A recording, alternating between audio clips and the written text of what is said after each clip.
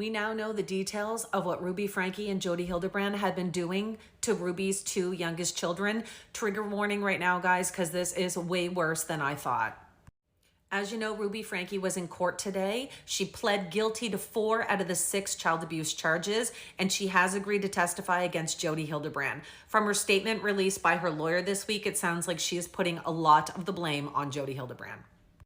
Ruby did have family members in attendance today. She had her brother Beau, her sister Julie, and her parents were also there. It appears they have returned home.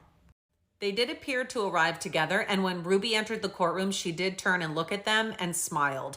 If you haven't seen the courtroom footage yet, it is in my previous post. I'm going to now read to you exactly what Ruby has admitted to, the things that she has done to her 2 youngest children, her 10-year-old daughter and her 12-year-old son. She's admitted to 4 counts out of the 6 of child abuse, and it appears to have started May 22nd, 2023. I am going to read some of this just to make sure that I get all the facts straight, so bear with me. One of the first things I noticed in this document was that it does appear that Ruby Franke is taking responsibility for doing some of this to her children. It's worded like this: Ruby intentionally or knowingly inflicted and allowed another adult to inflict serious physical injuries upon her 9 and 11-year-old children. So it does say that she inflicted this as well.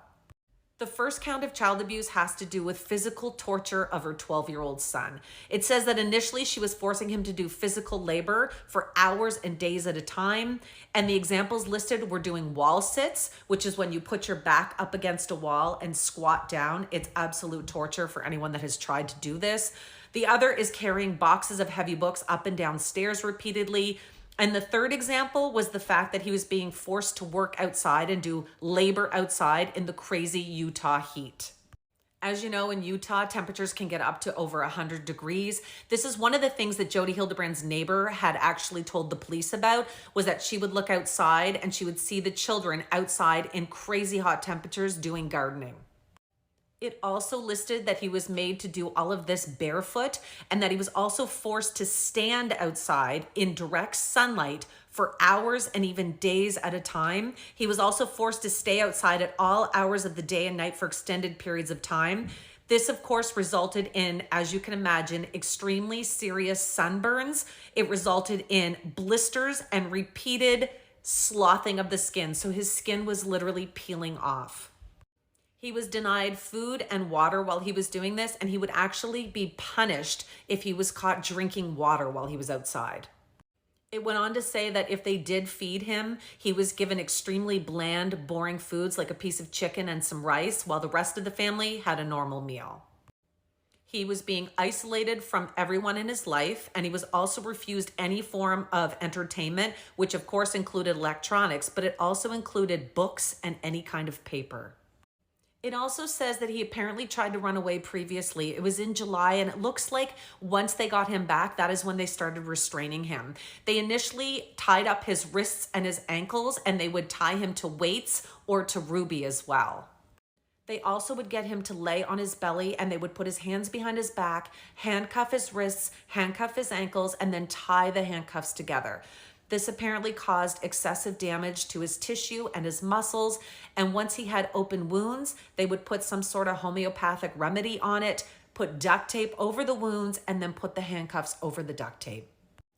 The document also listed 3 specific incidences that Ruby Franke has admitted to. Number 1 was that she was kicking him while wearing boots. Number 2, she said she held his head underwater. And number 3, she said she would cut off his oxygen with her hand over his mouth and nose. Count number 2 is for the severe emotional harm she caused to her son. It stated that Ruby and Jodi sought to indoctrinate him. They were trying to convince him that he was evil and possessed. It went on to say that he had to be willing to be obedient to avoid punishments, that his punishments were necessary for him to repent, and that they were doing all of this out of love. The next 2 counts are for what she has done to her 10-year-old daughter. The first count is for severe emotional harm, and it does look like she endured exactly what her brother had endured, other than apparently the binding and also the 3 specific incidences that I had mentioned. She had been isolated the same way. She had been forced to do physical tasks and remain outside for extended periods of time. She was also denied food and water and told that she was evil and possessed. And the final count, count 4, was that these actions caused 2 or more physical injuries to her daughter. It says that she was forced to work outside in heat, barefoot as well. And she was also forced to run on dirt roads, apparently barefoot. So she had extensive injuries to her feet repeatedly. They said that when they found her, she was extremely sunburnt. She had blisters and her skin was peeling off as well. Ruby Franke is going to be sentenced on February 20th. We don't know right now what that is going to look like, but I will definitely be updating on this case, so make sure to hit follow.